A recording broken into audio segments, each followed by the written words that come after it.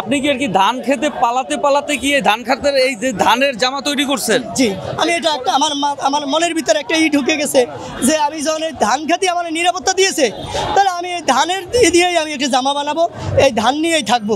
যতদিন বেঁচে আছি ততদিন আমি এই ধানের জামা গায়ে দিয়েই থাকবো। অনেকে আমার প্রশ্ন করে, ভাই আপনি এটা করে লাভ পান কি, আপনি কি টাকা পান? না, আমি টাকার জন্য কাজ করি না, আমি এটা কোনো ইর জন্য, আমি দলের জন্য কাজ করি, দলকে। আপনি কি নিজেকে পরিচিত হওয়ার জন্য আর কি হাইলাইটস হওয়ার জন্য এভাবে পোশাকটা তৈরি করছেন? না, আমি এটা দলের জন্য কাজ করি, এটা আমার দলের প্রতীক, এটা আমার না, দলের প্রতীক, সারা বাংলাদেশে মানুষের প্রতীক। এই প্রতীকটা ধরে রাখার জন্য আমি এই কাজটা করতেছি।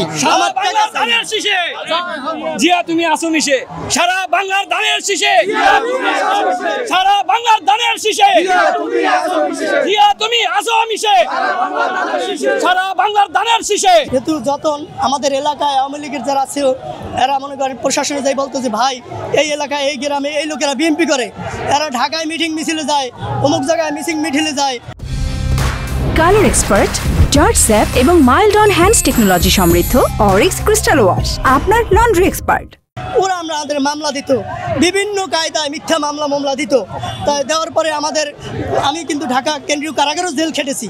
খেলার পরে আমি অনেক অসহায় ছিলাম, চিন্তা করি আবার যদি আমি আসামি ধরা খাই তাহলে আমার তো অস্তিত্ব থাকবে না, তাহলে আমি পালিয়ে থাকতাম, কারো পয়সা দিতাম না, ফ্যামিলির কাছে বলতাম না আমি কোথায় থাকি কোথায় করি। আমি যেহেতু অনেক এনজিও থেকে টাকা পয়সা নিয়ে বিভিন্ন কাজে চলাফেরা করতাম আর এগুলো নিয়ে পরিচালনা করতাম। তাহলে আমি যখন এসেছি ধান খেতে যখন যাই থাকতাম, প্রশাসন চলে যেত, আবার ধান খেতে থেকে বেরিয়ে আসতাম, মিছিল মিটিং করছি। আমি একটা বানাই তো, যেহেতু তৈরি করতে সময় লাগে, আর যেহেতু এটা তৈরি করে এই কারণে, এটা হলো আমাদের বাংলাদেশ জাতীয়তাবাদী দলের একটা প্রতীক, ধানের শীষ। এই ধানের শীষ প্রতীক বিধেই আমি এটা তৈরি করেছি, যেহেতু এটি অনেকে করতে পারে নাই বা করে নাই।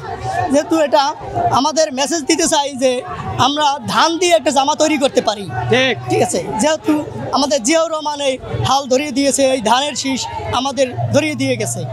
আমাদের তারেক রহমান যে ভাই তাদেরকে অন্যায় অত্যাচার নির্যাতন করে তাদেরকে বাহিরে পাঠিয়েছে, বাংলাদেশে আসতে দেয় নাই। যেহেতু আমাদের মা সেও অসুস্থ, তার জুবাইদুর রহমান যে তারেক রহমানের ওয়াইফ সেও বাহিরে, তাহলে আমাদের এই বাংলাদেশের জনগণ যেহেতু ধানের শীষের প্রতীকটা সারা বাংলাদেশে ঘরে ঘরে যেন মানুষ যারা আছে সবাই যেন এই প্রতীকটা ধরে রাখে, এটার জন্য খুব নাই। আগামী নির্বাচনে আমরা সুন্দর সুস্থ নির্বাচন হবে, সেই নির্বাচনে আমরা ভোট দিব, ভোট দিয়ে আমাদের তারেক ভাইকে জয়যুক্ত করে সংসদে পাঠাবো। এটাই হলো আমাদের আশাবাদী, এটাই আমরা আশাবাদী।